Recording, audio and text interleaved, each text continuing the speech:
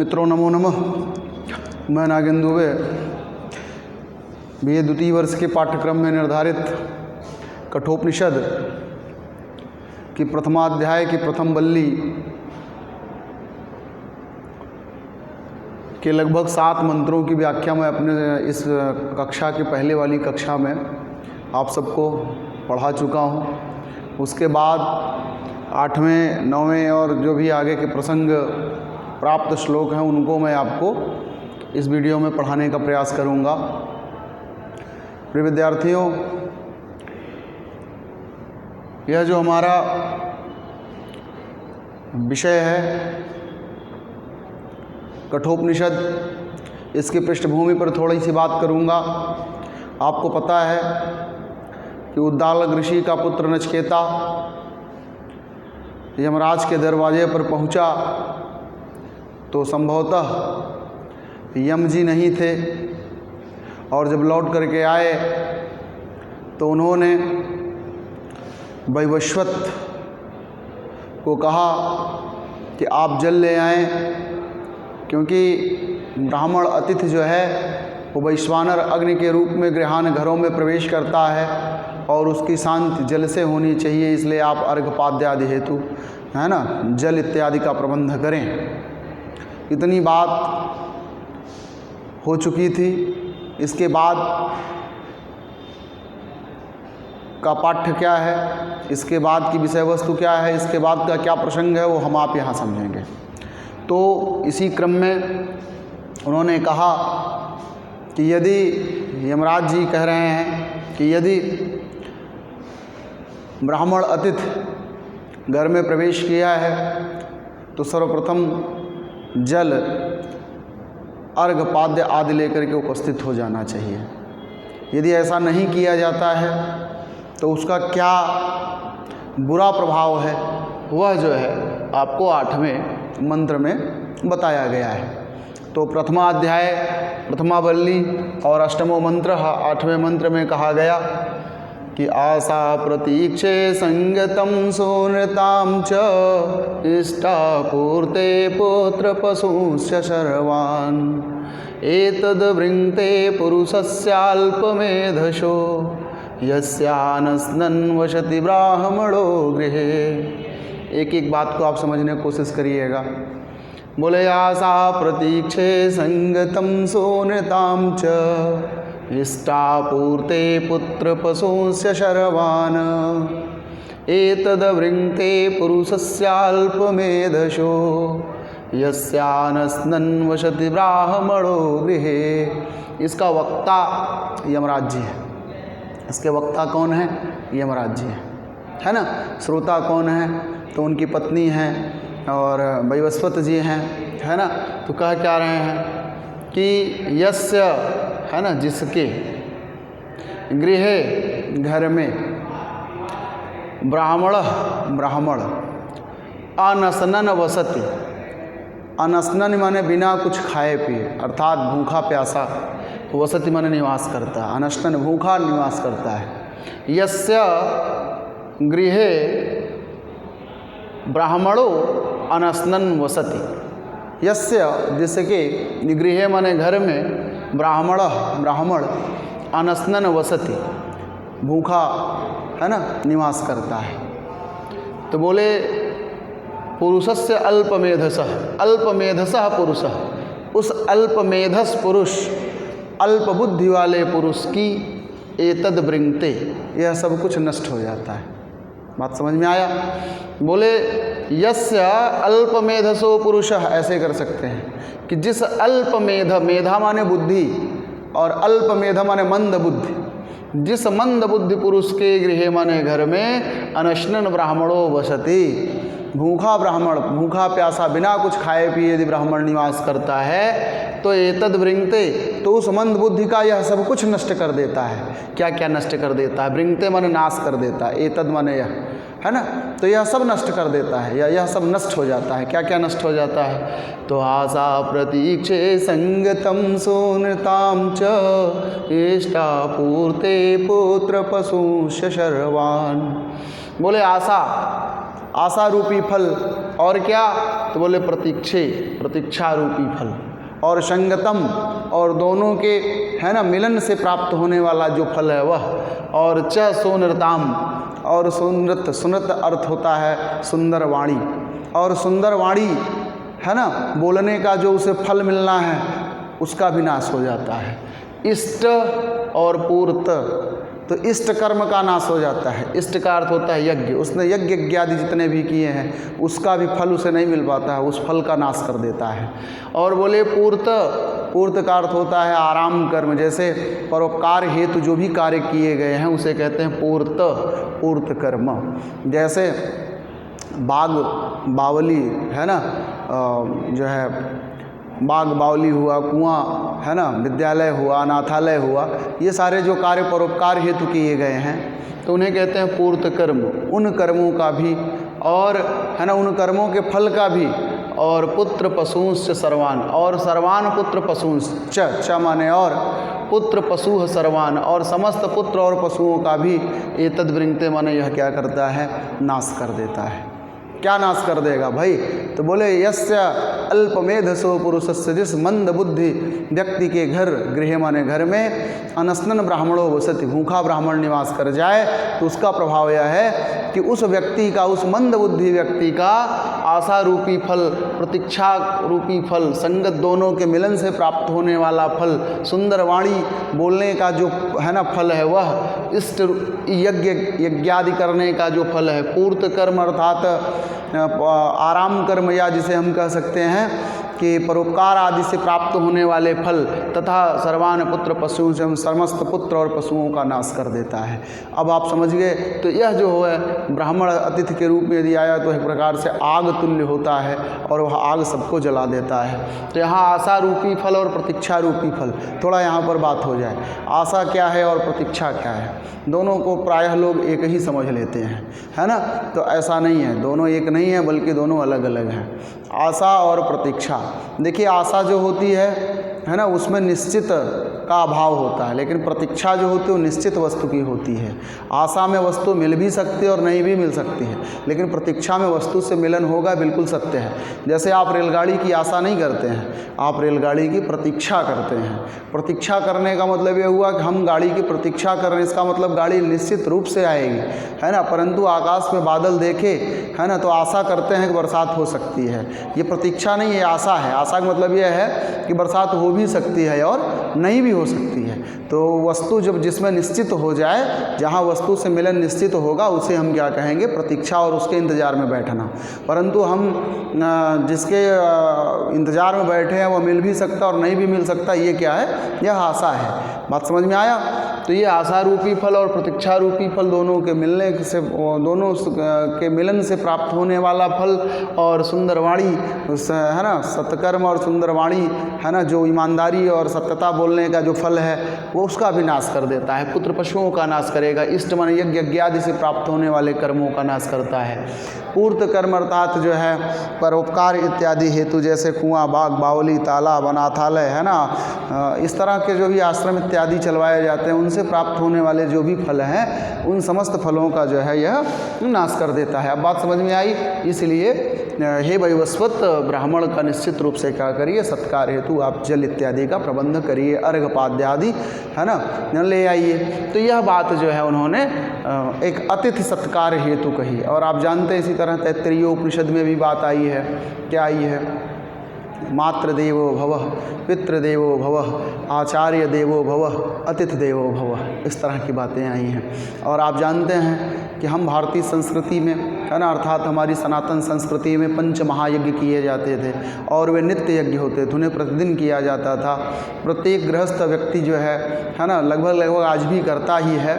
कुछ ऐसे बहुतेरे हैं जो नहीं कर पाते हैं, तो है ना, जो हमारी सनातन परंपरा से विमुख है, जिन्हें पता ही नहीं है। तो आप जानते हैं कि शास्त्रोक्त अर्थात शास्त्रों में उक्त है कि पंचाग्नि की उपासना जो है प्रत्येक वैष्णव करता था, पंच यज्ञ करता था, जिसमें भूत यज्ञ, नृ यज्ञ और एक है ना ना, देव यज्ञ, पितृ यज्ञ और अतिथि यज्ञ। तो अतिथि यज्ञ जो है उसमें यह होता था कि कोई भी यदि व्यक्ति आता है तो एक प्रकार उसकी सेवा सत्कार करने से हम उसको यज्ञ मानते थे कि यह एक प्रकार का हमने यज्ञ कर लिया। आप समझ में आया? तो इस तरह से जो है यहाँ पर एक अतिथि सत्कार का जो पुण्य है, जो उसका है ना करने का फल है, वह भी आपको प्राप्त हो गया, उसको आप समझ गए। अब 9वें मंत्र में देखिए क्या है। 9वें मंत्र में वे क्या करें, उनका सत्कार तो कर ही लिए, लेकिन इसको करने से उन्हें मालूम है कि हमारा जो प्रायश्चित कर्म है वो पूरा नहीं हुआ, क्योंकि इससे हमारा प्रायश्चित नहीं हो पाया। ठीक है, हम का भर दिए, इससे हमारा प्रायश्चित थोड़ी होगा। प्रायश्चित कर्म तो हमको करना ही पड़ेगा। तो प्रायश्चित कर्म है तो ये क्या कर रहे हैं, देखिए जरा सा यमराज जी आगे और कुछ कह रहे हैं। किससे निवेदन कर रहे हैं? यह नचिकेता से निवेदन कर रहे हैं कि त्रिस्रो रात्रि यदवात शीतगृह में अनश्नन् ब्राह्मण अतिथिर्नमस्य नमस्तेस्तु ब्राह्मण स्वस्ति मे अस्तु तस्मात् प्रतितीन वरान वृणीस्व। बोले त्रिस्रः रात्रिः यद अवातसी गृहे में अनस्नन् ब्राह्मण अतिथिर्नमस्यः नमस्तेस्तु ब्राह्मण स्वस्ति मे अस्तु तस्मात् प्रतित्रीन वरान वृणीष्व। बड़ी अच्छी बात कहा। यहाँ पर देखें तो कह रहे हैं क्या, ब्राह्मण अतिथिर्नमस्य। तो ब्राह्मण यहाँ से आ ले लेंगे तो हो जाएगा अतिथिः नमस्य। ठीक है, बोले अतिथिः ब्राह्मण नमस्य, हे ब्राह्मण अतिथि नमस्य, आप नमस्कार करने योग्य हैं। बात समझ में आया? बोले कि ब्राह्मण, हे ब्राह्मण, और वह भी कैसे बोले अतिथि, तो हे अतिथि ब्राह्मण नमस्यः, आप नमस्कार करने योग्य हैं। नमः ते, नमः ते अस्तु, तो ते नमः अस्तु, ते नमः अस्तु, आपको नमस्कार है ना।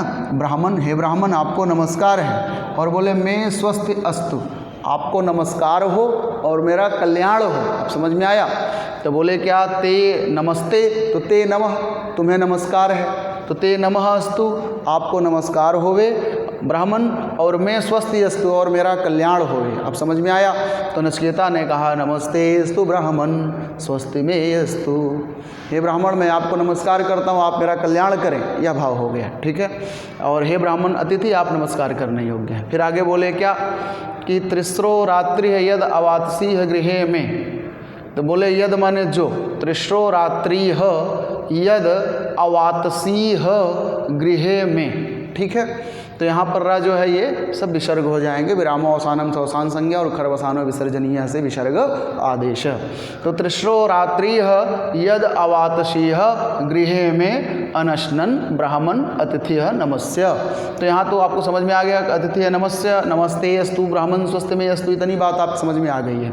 यहाँ पर देखें तो बोले त्रिस्रो रात्रि, 3 रात्रियों तक, 3 रात्रियाँ, यद माने जो, मैं गृहे अवातसी, मेरे घर में अवातसी माने व्यतीत किए। और कैसे व्यतीत किए, तो बोले अनश्नन, है ना। अनश्नन शब्द ध्यान रखिएगा, असन ऐसे शब्द होता है, असन। असन का अर्थ होता है भोजन, है ना, खाना पीना। और यहाँ आ है, इसका विपरीत करने के लिए हमको आ ना लगा के अन लगाना होगा, जिसमें जोड़ देंगे तो हो जाता है अनश्नन। समझ में आ गया? तो बोले अनश्नन माने बिना कुछ खाए पिए आप त्रिस्रो रात्रि, 3 रात्रियाँ मैं गृह, मेरे घर में, यद माने जो, अवातसी माने व्यतीत किया। बोले हे ब्राह्मण मैं गृह, मेरे घर में, यद माने जो, त्रिस्रो रात्रि, 3 रात्रियाँ अनस्नन अवातसी है, बिना कुछ खाए पिए आपने व्यतीत किया, है ना। तस्मात् प्रति, उसके प्रति, है ना, 3 वरान वृणीष्व, 3 वरों को, 3 वरान माने 3 वरदान को या 3 वरों को, वृणीस्व माने मांग लो। समझ में आया? तस्मात् माने उसके प्रति, तस्मात् प्रतिम, उसके प्रति, 3 वरान वृणीस्व, आप हमसे कितने वरदान मांग लें? 3 वरदान मांग लें, 3 वर मांग लें। आप समझ में आया? क्यों? क्योंकि त्रिस्रो रात्रि यद अवातसी गृह में अनश्नन् ब्राह्मण अतिथि नमस्य।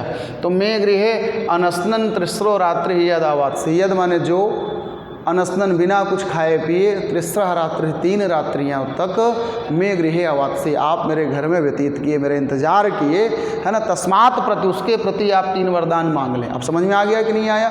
क्यों? क्योंकि ये ब्राह्मण अतिथि आप नमस्कार करने योग्य हैं और मैं आपको नमस्कार करता हूँ और मेरा क्या हो? कल्याण हो।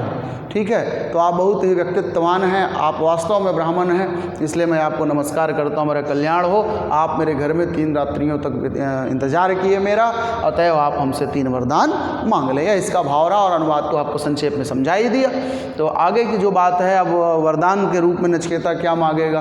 तो नचिकेता को कितने वरदान प्राप्त हो गए? 3 वरान वृणीस्व, 3 वर प्राप्त हो गए। ठीक है, अब उन 3 वरदानों का क्रम क्या है तो मैं आपको यही समझाता हूँ कि नचिकेता को यमराज ने कितने वरदान दिए? तो 3 दिए। तो नचिकेता ने पहले वरदान में क्या मांगेगा, है ना? तो पितृपरितोष, पहला वरदान उसका है ना, किस प्रसंग में होगा? पितृपरितोष। दूसरा उसका है स्वर्ग की साधनभूत अग्नि विद्या का ज्ञान। क्या है? स्वर्ग की साधन भूता, ठीक है, अग्नि विद्या का ज्ञान। स्वर्ग की साधन भूता अग्नि विद्या का ज्ञान। और उसका जो तीसरा अनुवाद है, तीसरा वरदान है, वह है आत्मविद्या का ज्ञान। ठीक है, क्या? आत्मविद्या का ज्ञान, आत्मविद्या ज्ञान या आत्मा की रहस्य, आत्मा का रहस्य ऐसे कह सकते हैं। ये सब का सब उसका है ना। तो ये 3 वरदान उसने मांगा। तो अब देखिए, पहले वरदान में पितृपरितोष मांगा, दूसरे में स्वर्ग साधनभूत अग्नि विद्या का ज्ञान, तीसरे में है ना आत्मविज्ञान का उल्लेख करने के लिए कहा। इस तरह से उसने क्या किया कि 3 वरदान मांगा है, लेकिन क्या क्या मांगा और किन किन शब्दों में प्रयोग करके, है ना, मंत्र कैसे प्रयुक्त होंगे, तो उन मंत्रों को भी आइए हम आप चर्चा करते हैं।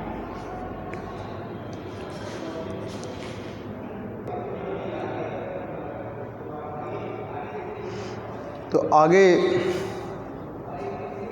नचिकेता वरदान के रूप में क्या क्या मांगा वो तो मैंने आपको संक्षेप में बता ही दिया कि पहले वरदान में उसने पितृपरितोष, दूसरे में स्वर्ग की साधन भूत अग्नि विद्या का ज्ञान और तीसरे में आत्मा की अमरता का उद्घाटन करने के लिए कहता है। ठीक है, अब यहाँ पर क्या है कि वह पहले वरदान के रूप में क्या मांगा। ठीक है, तो ध्यान रखिएगा, यह प्रथम वर है, ये नचिकेता द्वारा, ठीक है, मांगा गया प्रथम वर है। आपसे कभी कभी आपसे ये पूछेगा कि नचिकेता के द्वारा पहले वरदान में क्या मांगा गया, है ना, उसका उल्लेख कीजिए। तो आपको सीधे सीधे यही श्लोक लिख करके इसका अर्थ बताना है। बात आप समझ में आई? यही नचिकेता के द्वारा मांगा गया पहला वरदान है, ये पहला श्लोक है। इसके बाद है ना फिर वो स्वर्ग की साधनभूत अग्नि विद्या के रूप में क्या मांगेगा, अगर वह श्लोक आता है तो मैं आपको दिखाता हूँ। ठीक है, पहले आप यहाँ पर ये जो पहले वरदान के रूप में नचिकेता ने क्या मांगा, यही श्लोक है, यह उसका पहले वरदान के रूप में है। क्योंकि यहाँ पर देखें, यहाँ वो कहता है कि एतत् त्रयाणाम प्रथमम वरम वृणे, है ना। एतत् माने यह, त्रयाणाम माने तीनों वरदानों में से, प्रथमम माने पहले वरदान, वरम माने वरदान के रूप में, वृणे माने चुनता हूँ। तो यहाँ पर आप देख रहे हैं लिखा है कि एतत् त्रयाणाम प्रथमम वरम वृणे, तीनों वरदानों में जो पहला वरदान है उसको मैं यही मांगता हूँ। ठीक है, तो ये वरदान जो है, यह जो मंत्र है, ये नचिकेता के द्वारा मांगा गया पहले वरदान के रूप में वर्णित है। ठीक है, तो अगर कहेगा नचिकेता के द्वारा जो है मांगा गया प्रथम वरदान क्या है उसका उल्लेख करें, तो प्रथम वरदान के रूप में नचिकेता ने पितृपरितोष के रूप में वरदान मांगा, जो इस प्रकार है। ठीक है, तो आप इसको लिखेंगे। क्या है ये देखें जरा सा, तो है कि शांत संकल्पः सुमनायता स्यात् वीतमन्युर्गौतमो माभिवृत्यो त्वत्प्रसृष्टं मा विवदेत प्रतीत एतत्त्रयाणां प्रथमं वरं वृणे।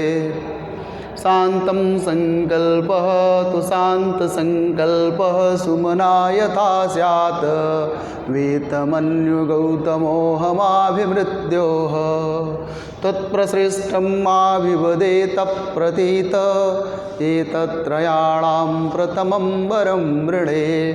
बोले शांतः संकल्पः सुमना यथा स्यात्। ठीक है, बोले यहाँ पर देखिए तो कह रहे हैं क्या कि मृत्यो, यहाँ पर ये देखिए मृत्यो, ये संबोधन है, हे मृत्यु के देवता या हे यमराज, हे मृत्यु, हे यमराज देवता।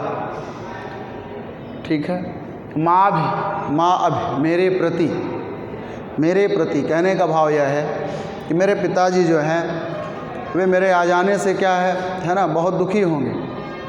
मैं यमलोक में आया हूँ तो भोजन इत्यादि तो कहते क्या है कि भाई मैं यमलोक में आया हूँ, पिताजी चिंतित होंगे, दुखी होंगे। तो माँ भी माने मेरे प्रति, गौतम माने उद्दालक, गौतम वंशज उद्दालक, वीत मन्यु, मन्यु माने होता है क्रोध और वीत का अर्थ होता है रहित, ठीक है। तो बोले वीत मन्यु है गौतमो माभिमृत्यो, मृत्यो है यम के देवता है यमराज, माँ अभि मेरे प्रति, शांत संकल्प, शांत हो जाएं, जो मुझे लेकर के खिन्न होंगे, मेरे प्रति बड़े उदास खिन्न है ना, दुखित मन वाले होंगे, तो वे कैसे हो जाएं, शांत, बिल्कुल शांत। संकल्प माने विचार, मन, क्योंकि मन विचार सब एक ही बात है, विचार कहाँ उठता है। तो शांत संकल्प, मेरे प्रति शांत संकल्पों वाले हो जाएं, शांत विचारों वाले हो जाएं, और सुमना, सुंदर मन वाले हो जाएं, है ना। यथा स्यात्, जैसे पहले थे, यथा माने जैसे, सुमना जैसे सुंदर मन पहला था, पहले थे, वैसे ही अब उनका जो है मन क्या हो, सुमन हो जाए, सुंदर मन वाले हो जाए और शांत संकल्पों वाले हो जाए। और गौतम, और गौतम वंशज उद्दालक ऋषि अर्थात मेरे पिता, माँ भी प्रति, माँ अभिमाने मेरे प्रति, मन्युः वीत, मन्युः वीत माने क्रोध रहित हो जाए। और त्वत्प्रसृष्टम, त्वत् माने तुम्हारे द्वारा, प्रसृष्टम माने भेजे जाने पर, माँ भी वदेत, मुझसे बात करें, है ना, प्रतीत मुझे पहचाने। क्या कहा कि त्वत्प्रसृष्टम, तुम्हारे द्वारा भेजे जाने पर, माँ भी वदेत, वद धातु बातचीत करें, अर्थात मुझसे बोलें, बात करें, और प्रतीत माने मुझे पहचाने। एतत् त्रयाणाम प्रथमम वरम वृणे, एतत् माने यही, त्रयाणाम माने तीनों वरदानों में से, प्रथमम वरम वृणे, है ना, पहले वरदान के रूप में मांगता हूँ। तो बोले क्या कि शांत संकल्प सुमना यथा स्यात्, वीतमन्यु गौतमो हमाभिमृत्यो। फिर कहते हैं क्या कि त्वत्प्रसृष्टम आविवदेत तत्प्रतीत, त्वत्प्रसृष्टम आविवदेत प्रतीत, एतत्त्रयाणाम प्रथमं वरम वृणे। यही तीनों वरदानों में से पहला वरदान है कि यथा माने जैसे मेरे पिताजी पहले सुमन थे, सुंदर मन वाले थे, वैसे हो जाएं, शांत संकल्प, शांत संकल्पों वाले हो जाएं, मेरे प्रति जो है उनका क्रोध शांत हो जाए, और आपके द्वारा भेजे जाने पर हमसे बात करें और हमें पहचाने। यही तीनों वरदानों में से मैं पहले वरदान के रूप में चुनता हूँ। यही हमारा तीनों वरदानों में से पहला वर है। बात समझ में आया, तीनों वरों में से यही पहले वर के रूप में वृणे चुनता हूँ। तो ये बात आपकी समझ में आ गई होगी। अच्छा, अब इसके बाद देखिए तो उन्होंने क्या किया कि यह वरदान मांग लिया। अब नचिकेता ने क्या किया, यह वरदान जब मांगा तो यमराज जी ने कहा कि यथा पुरस्ताद भविता प्रतीत, औदालकियारुणिह मत प्रशिष्ट, सुखम रात्रिः सहिता वेतमन्युः त्वाम ददृशिवान मृत्युमुखात् प्रमोक्तम। यहाँ पर ध्यान दीजिएगा, इसको बताने से पहले थोड़ा इस पर और बात हो जाए। बड़ी चालाकी से नचिकेता एक उत्तम शिष्य की भांति, है ना, बड़ा ही निपुण है, बड़ा ही कुशाग्र बुद्धि का बालक है। कह रहा है कि तत्प्रशिष्टम, आपके द्वारा भेजे जाने पर माँ भी वदेत, मुझसे बात करें और प्रतीत मुझे पहचाने। भाव यह है कि इस वरदान में अगर देखा जाए तो दो तरह के वरदान छिपे हैं। पहला तो यह है कि अपने पिताजी, हमारे पिताजी जो दुखित हैं, है ना, जो खिन्न मन वाले हैं, उनका मन शांत हो जाए। और दूसरे वरदान माने एक बात तो यह हो गया, और उसी में अगर देखें तो और लगा के बात किया है ना, और यह कहा कि जो है मुझे पहचाने और मुझसे बात करें। आप जानते हैं कि यमपुरी में जो जाता है अगर फिर लौट के आता है तो उसे कोई पहचान नहीं पाता है। वो आता तो ज़रूर है कर्मानुसार, है ना, अपने अदृष्ट वसात आता ज़रूर है, धर्म और अधर्म के फलस्वरूप, परंतु जब वो आता है तो एक नई शरीर में आता है, फिर उसे कोई पहचान नहीं पाता। लेकिन यह नचिकेता की कुशाग्र बुद्धि का परिचय है कि वह साक्षात सदेह जो है पुनः वापस जाने की बात करता है कि आप मुझे इसी रूप में भेजेंगे, मेरे पिताजी मुझसे इसी रूप में मिले, है ना, क्योंकि अगर मैं दूसरे रूप में जाऊंगा तो फिर वो खिन्न नहीं रहेंगे, उनका मन कहाँ शांत हुआ, तब तो चिंतित ही रहेंगे, है ना, मुझे पुत्र रूप में पहचान ही नहीं पाएंगे, तो मैं जैसे हूँ वैसे ही जाऊँ। तो एक प्रकार से सदेह शरीर गया और फिर सदेह, है ना, जो है धरती पर वापस आ गया। तो इस तरह से सदेह मृत्युलोक में भी आने की बात करता है। कितनी उसकी कुशाग्र बुद्धि है, इसका परिचय यहाँ प्राप्त होता है ना। फिर आगे देखें, यथा पुरस्ताद भविता प्रतीत औदालकी आरुणे मत प्रशिष्ट सुखम रात्रि सहिता वितमन्युः त्वाम ददृशिवान मृत्युमुखात् प्रमुक्तम। तो बोले कि त्वाम माने तुम्हें, यहाँ पर ये यमराज का कथन है, ठीक है। यहाँ पर तो वक्ता कौन थे, नचिकेता जी थे और श्रोता यम जी थे, और यहाँ पर श्रोता नचिकेता है और वक्ता कौन है, यम, है ना। एक प्रकार से यहाँ देखें तो यहाँ पर जो है दाता कौन है, दाता यम है और ग्रहीता कौन है, तो नचिकेता है। यहाँ पर वरदान दे रहे हैं और एक जो है ग्रहीता उसको ग्रहण कर रहे हैं। तो ग्रहीता कौन है, नचिकेता है, और दाता कौन है, यमराज जी हैं। तो यमराज जी ने कहा कि यथा पुरस्ताद भविता प्रतीत औदालकी आरुणे मत प्रशिष्ट। तो देखिए मत प्रशिष्ट है, यहाँ पर लिखा है मत प्रशिष्ट, मेरे द्वारा भेजे जाने पर, प्रशिष्ट माने भेजे जाने पर, तो मत प्रशिष्ट मेरे द्वारा भेजे जाने पर, और त्वाम मृत्यु मुखात प्रमुक्तम ददृशिवान, त्वाम माने तुम्हें, मृत्यु मुखात प्रमुक्तम, यहाँ पर देखें तो लिखा है कि त्वाम, है ना, त्वाम माने तुम्हें, मृत्यु मुखात प्रमुक्तम ददृशिवान, तुम्हें मृत्यु, त्वाम माने तुम्हें मृत्यु मुखात प्रमुक्तम, मृत्यु के मुख से, प्रमुक्त माने छूटा हुआ, ददृश्यवान माने देख करके, और मत प्रशिष्टम और मेरे द्वारा भेजे जाने पर,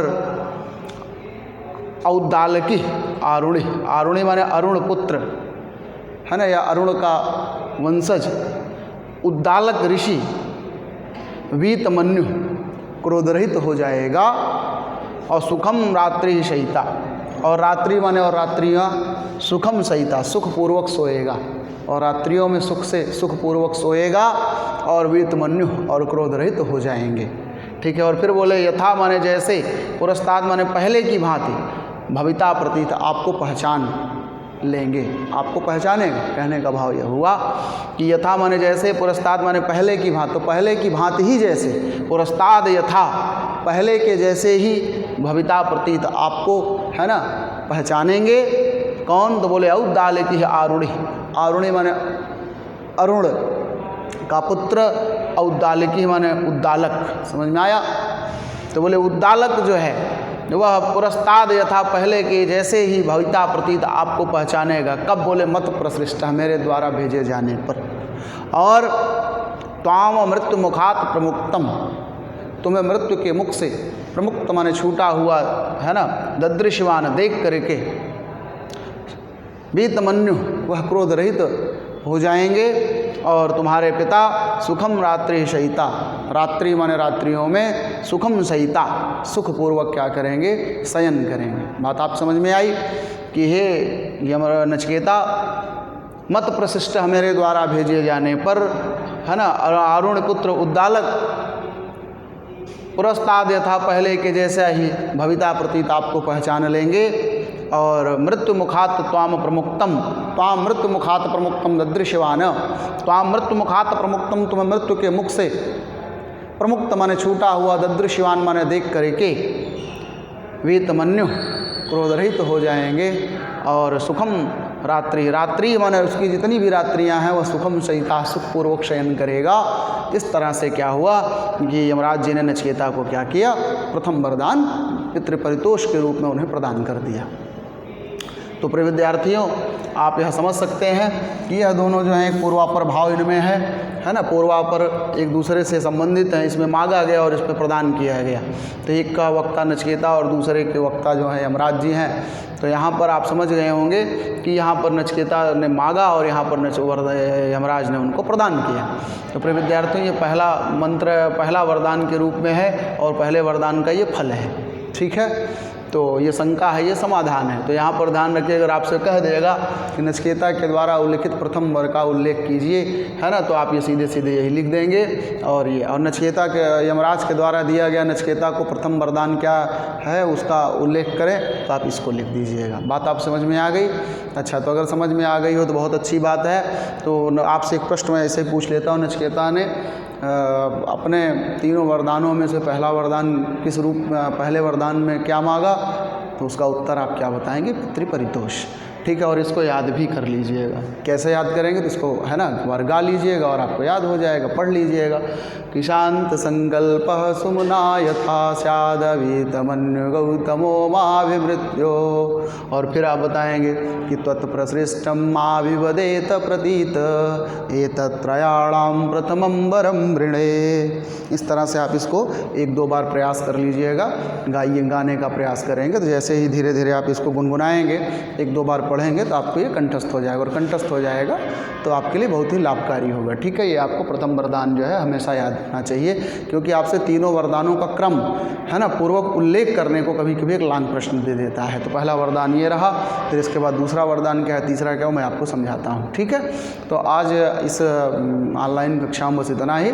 इसके बाद जो दूसरे वरदान के रूप में है, जिसे हम क्या कहते हैं, स्वर्ग की साधनभूत अग्निविद्या का ज्ञान, उसके विषय में दूसरा वीडियो, फिर आत्मविद्या और आया आत्मज्ञान का जो भी उल्लेख है उसको हम तीसरे चौथे, उसको एक बहुत बड़ा विषय है, क्योंकि आत्मज्ञान का उल्लेख में ही तो पूरे उपनिषद का कलेवर है। तो वह एक वीडियो में हो नहीं पाएगा, उसमें चलते रहेंगे अनवरत रूप से, प्रक्रिया जितना चलेगी, है ना, वो तो भविष्य ही बताएगा।